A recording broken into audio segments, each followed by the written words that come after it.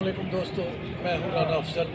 आज मैं बात करूँगा थर्ड मुग़ल एम्परर अकबर के मतलब, जिसको अकबर दी ग्रेट भी कहते हैं। बेसिकली मुग़ल जो डायनेस्टी है इसको फाउंड किया था बाबर ने। बाबर को मौका ना मिला, 4 साल बाद उसकी डेथ होगी। फिर हुमायूं आया, हुमायूं को शेरशाह सूरी ने भगा दिया। उसके बाद इस बरसगीर के ऊपर जो सबसे मजबूत तरीन हुकूमत जिस मुग़ल बादशाह ने की है उसका असल नाम जलालुद्दीन मोहम्मद अकबर था। ये बेसिकली जब हुमायूं शेरशाह सूरी उसको भगा रहा था, ईरान जा रहा था, तो उमरकोट के मुकाम पे 1542 को इसकी जो है वो पैदाइश हुई थी। और मज़े की बात यह है सर, इसको सारी ज़िंदगी जो है जो पहले इसके 12-13 साल है वो परेशानी में गुजरे, जिला वतनी में गुजरे। उसके बाद काबुल में इसका जो चचा था दानियाल, उसने इसको आग के साथ बांध दिया कि अगर हुमायूं हमला करेगा तो उसको मैं आग में डाल दूँगा, आग में डाल के जला दूँगा। लेकिन हुमायूं ने इसकी भी परवाह न की और हमला किया और अकबर को उसके चुंगल से आज़ाद कराया। बेसिकली अकबर की जब रस्म ताजपोशी की गई तो उस वक़्त अकबर की उम्र जो थी वो 13 साल थी। इसके सर के ऊपर ताज बांधा गया और मौजूदा जो हमारा इलाका है शकरगढ़, उसके सामने दरिया रावी को क्रॉस करें तो कला नौर इलाका है, वहाँ पर इसकी रस्म ताजपोशी की गई थी 1556 में। उस वक्त इसकी जो उम्र थी वो 13 साल 6 माह थी।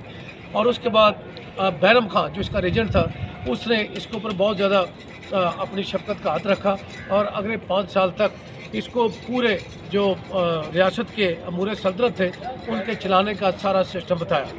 अकबर जब 18 साल का हुआ तो बैरम खान को इसने कत्ल करवा के ओवरऑल पूरे हिंदुस्तान का कन्नौर संभाला और एक मजबूत हुकूमत की बुनियाद रखी।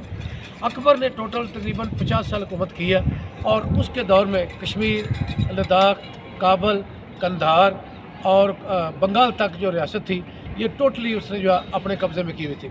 अकबर के दौर में प्रॉपर आर्मी नहीं थी, उसका एक सिस्टम था निज़ाम मनसबदारी ये थी कि हर इलाके के जो बड़े बड़े ज़िम्मेदार थे उनको उसने बहुत बड़ी जगीरें अता की थी और किसी को 10,000, किसी को 7,000, किसी को 5,000 मनसब दिए हुए थे।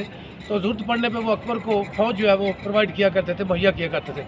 और उस आर्मी का जो कमांडर होता था वो मान सिंह होता था। उस वक्त अकबर ने जब अपनी हुकूमत की बुनियाद रखी तो उसको कुछ चैलेंज का भी सामना करना पड़ा, जिसमें सबसे बड़ी जो उसको जंग थी गुजरात की।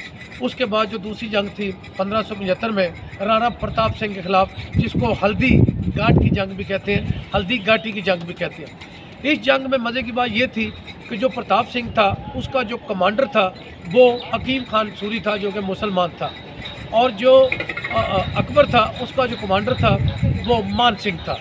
यानी कि जो प्रताप सिंह था उसका कमांडर मुसलमान था और जो अकबर था उसका कमांडर हिंदू राणा मान सिंह था, जो कि जोधा उसकी फूफी थी, जो कि अकबर की बीवी थी। और इस जंग में प्रताप सिंह ने खैर मुकाबला तो बहुत बहादुराना तरीके से किया, लेकिन उसको मैदान जंग से भागना पड़ा और अगले 10-15 साल उसको जो है वो छुप छुपा के जो है अपनी ज़िंदगी का टाइम जो है गुजारना पड़ा। और ये एक ऐसी जंग थी, इसके बाद जो राजस्थान था स्पेशली वो अकबर के ज़ेर तसल्लुत आ गया, अकबर के ज़ेर कब्ज़ा आ गया।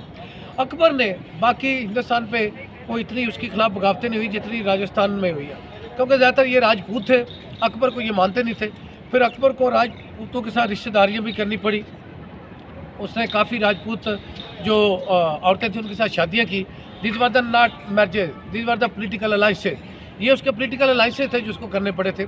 इससे एक तो राजपूत जो है उन्होंने अकबर को अपना हिंदुस्तान का बादशाह मान लिया था और वो रिश्तेदारियाँ भी होगी, तो उनको बड़े बड़े मनसब जो है वो अकबर ने अता किए थे।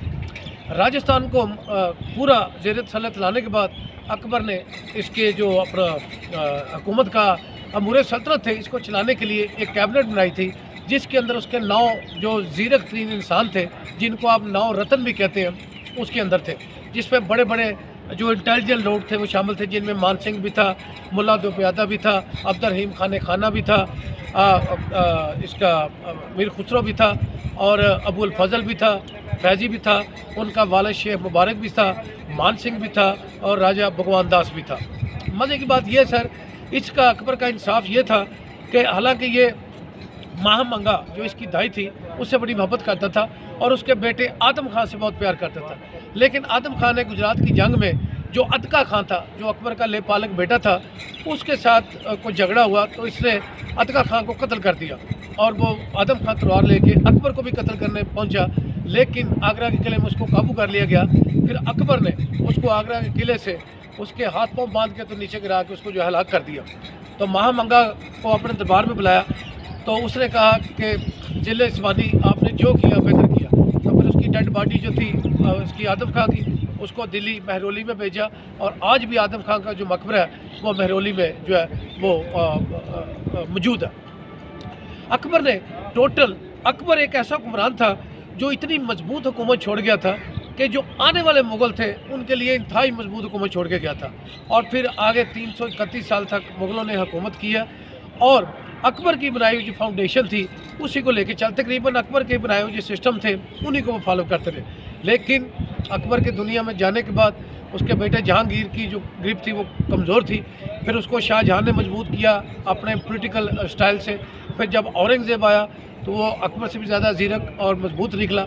लेकिन मैं जो इस अकबर की बात कर रहा हूँ उस जलालुद्दीन अकबर ने हिंदुस्तान के ऊपर एक बहुत मजहबी रवादारी के साथ जो है वो हुकूमत की। उसके दौर में उसने हर बंदे को जो है मजहबी आज़ादी देने का ऐलान किया और उसने कहा था कि हर बंदा जो है अपने मज़हब के मुताबिक इसी रियासत के अंदर जो है वो ज़िंदगी गुजार सकता है। अकबर का जितना भी दौर है इस पूरे दौर में अवाम जो है खुशहाल थे, रेवेन्यू सिस्टम बहुत मजबूत था और कोई ख़ास बगावत जो है अकबर के 50 साल दौर में नहीं हुई। इसीलिए अकबर को आज भी जो वेस्टर्न राइटर है और जो बरसगीर के राइटर हैं वो अकबर दी ग्रेट लिखते हैं। उसकी वजह ये थी कि उसके जितने भी मामलात थे हुकूमत चलाने वाले वो सारे जो है वो मामला फ़हम और दूरअंदेशी से उसने काम लिया और एक इंतहाई अच्छे तरीके से इस रियासत को चलाया। Akbar the great.